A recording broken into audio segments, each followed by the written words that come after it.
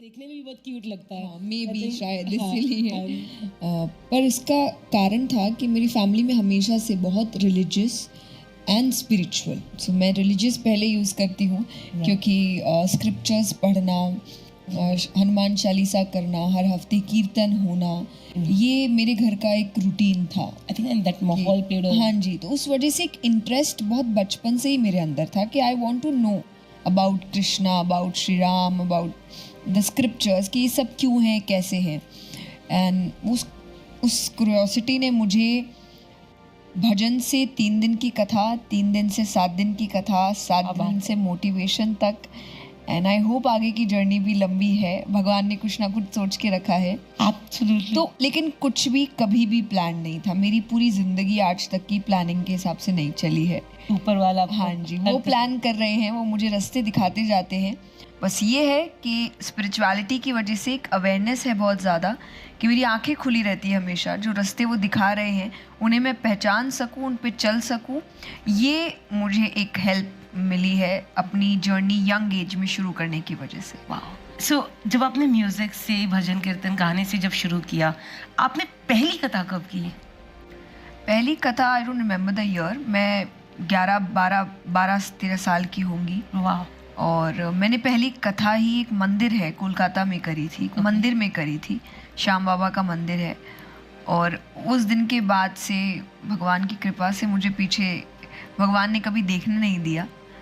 तो मुझे ऐसा लगता है शायद वो जगह ही ऐसी थी कि आप पहले ही भगवान के घर में काम शुरू कर रहे हैं अपना, तो उसके बाद फिर भगवान की जिम्मेदारी बनती है कि भाई अब तो रुकना नहीं चाहिए।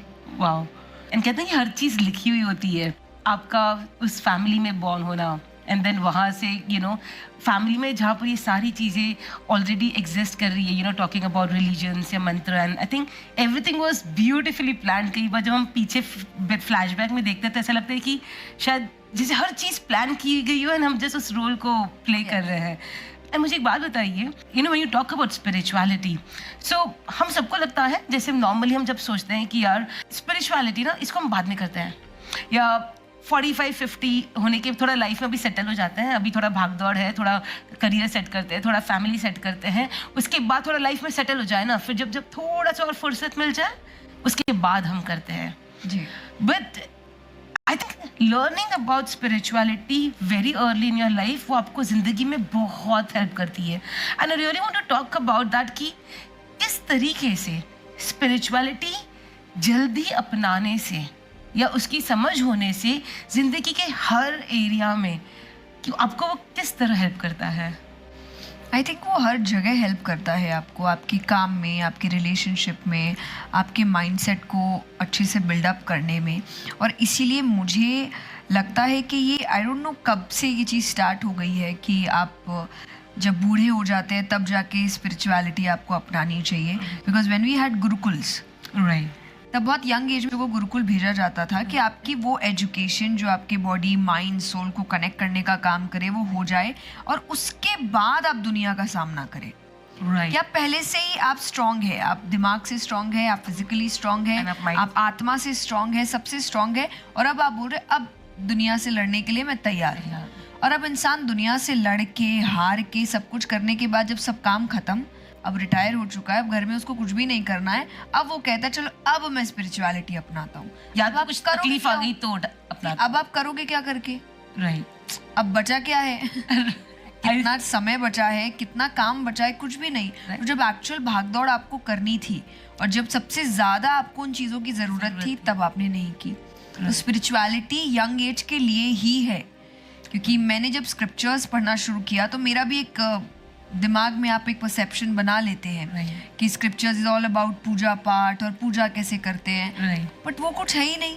It's all about life, right, life कैसे जीनी है, प्रॉब्लम्स आए तो क्या करना है, फैमिली को कैसे हैंडल करना है, खुद के दिमाग को कैसे हैंडल करना है, अपने सेंसेस को कैसे कंट्रोल में रखना है, राइट, सब कुछ, इमोशनल स्टेबिलिटी क्या है, इन्हीं चीज़ों के बारे में पढ़ा रहे हैं। और ये तो हमें आज ही चाहिए, अभी चाहिए, जब कंपटीशन है, कॉलेज के कॉम्पिटिशन्स है, आप एडमिशन के लिए आपके कट ऑफ्स 98-99% है, जॉब्स ठीक से आपको मिल नहीं रही है, रिलेशनशिप में कुछ सही चल नहीं रहा है, तो तब तो सबसे ज़्यादा ज़रूरत है ना यूथ को इन चीज़ों की। कहते हैं ना कि कई बार दिमाग में बहुत सारे सवाल होते हैं एंड कई बार उन चीज़ों के सवालों के जवाब नहीं मिलते हैं and probably when we read those probably spiritual book पढ़ते हैं तो कई बार अपने दिल में दिमाग में जो सवाल चलते हैं एंड उसके जवाब हमें वहाँ मिलते हैं।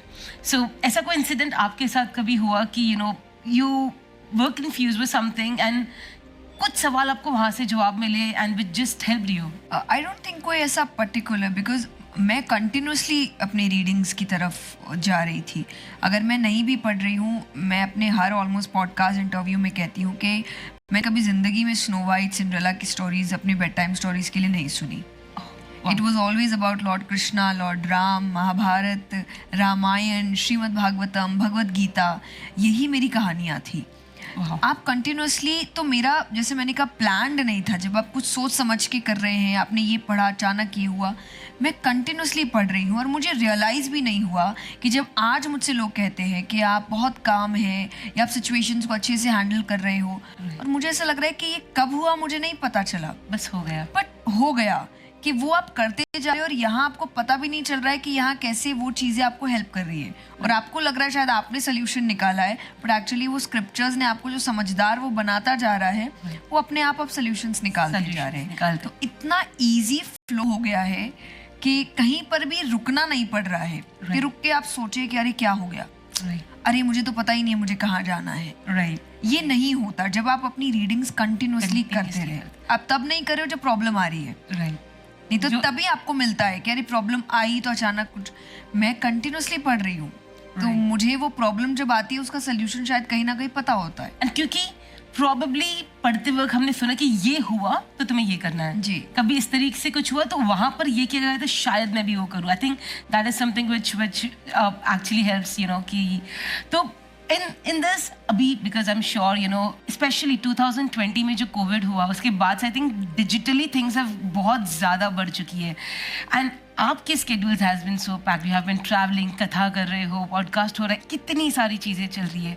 इन सारी चीज़ों के साथ okay what are the rituals that you follow जो आपको इन चीज़ों पे हमेशा मेक श्योर करता है कि किस तरीके से आप वक्त निकाल लेते हो? And is there any few rituals जो आप रोज करते हो जो आपको हमेशा एक सिंक में रखता है? दो चीज़ें definitely, one my meditation and that is मंत्र chanting. Okay, I don't miss that at all. मेरी नो मैटर वॉट, मेरी मालाएं कभी मिस नहीं हो सकती। I have to do my rounds, I have to do my chantings and I have to read something before I sleep. वाह, तो ये दो चीज़ें चाहे मैं कहीं पर भी हूँ मुझे करनी है। बाकी हर चीज़ इधर उधर हो सकती है, हम स्लीपिंग शेड्यूल्स कभी इधर उधर हो जाते हैं, खाना पीना इधर हो जाता है, कभी आप अच्छा खा रहे हो, कभी आप चीट कर रहे हो, थोड़ा सा बाहर का खाना हो रहा है, बट ये दो चीज़ें मिस नहीं होती है।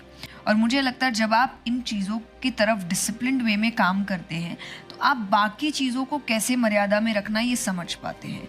You should have something in your life जो डिसिप्लिन्ड वे में चल रहा है, and no matter what happens, no matter what चीज़ नहीं वो नहीं छूटनी चाहिए आपकी।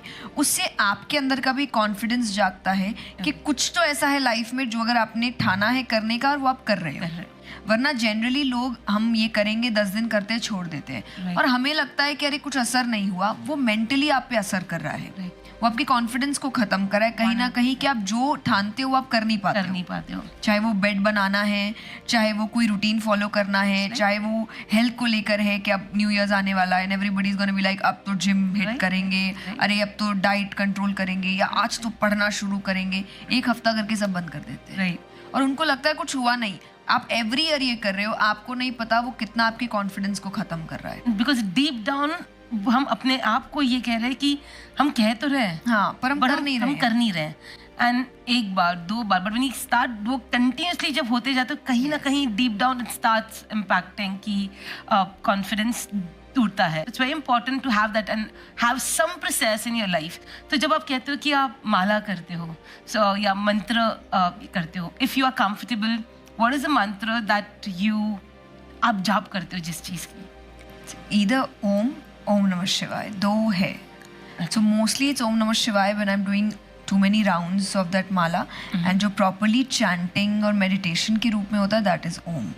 Okay. And I think that is the sound of the universe. And that's the sound of the universe. तो ये इस साउंड से अच्छा कोई और साउंड शायद ही हो सकता है अगर आप मंत्र चैंटिंग की ओर बढ़ रहे हैं एक मेडिटेशन के प्रोसेस में. Right. Any specific mantra in terms of Om and Om Namah Shivaya के अलावा any specific mantra जो आप then you can choose your own mantra. okay उसमें कोई इशू नहीं है, मतलब जिससे आपका कनेक्ट हो. मेरा कनेक्ट इस मंत्र से जुड़ा. तो कई बार ये भी है कि आपका कनेक्ट जिस मंत्र से जुड़ेगा आप उस मंत्र का जाप करिए, but you have to make sure pronunciation गलत नहीं है. बस ये elaborate a bit on it. Pronunciation as an आप जो उच्चार कर रहे हो उच्चारण कर रहे हैं क्योंकि वो संस्कृत में है, उनके साउंड्स होते हैं, तो वही साउंड आपके बॉडी पे इफेक्ट कर रहा है. और अगर आप प्रोनाउंसिएशन को इधर उधर कर देते हैं तो इट्स ऑल अबाउट कि मान लीजिए जो अच्छा खाना आपको खाना है जिससे आपको पता है बॉडी अच्छा होगा, उसकी जगह आप कुछ गलत खा लोगे तो इफेक्ट गलत भी हो सकता है. I get it. सो ये एक चीज की तरफ आपको थोड़ा ध्यान देना पड़ता है कि आप स्टार्ट करने से पहले किसी अच्छे मेंटोर से, या आजकल इंटरनेट तो आपको इतना हेल्प कर रहा है Right. कि आप अच्छे से प्रोनाउंसिएशन सुन ले, आप उसका साउंड कैसा है वो सुन ले, and then you started. Right. तो इट्स ऑलवेज गुड ना कि आप प्रिपेयर होकर कोई Prepare काम होके, करो रादर देन कि आप Especially बस संस्कृत के श्लोकास हाँ जी. जब वो बहुत बड़े एंड डिफिकल्ट होते हैं तो इट्स वेरी इंपॉर्टेंट कि कहाँ तोड़ना है, कहाँ पे आपको Yes. अपना ये बढ़ाना है. That's so important.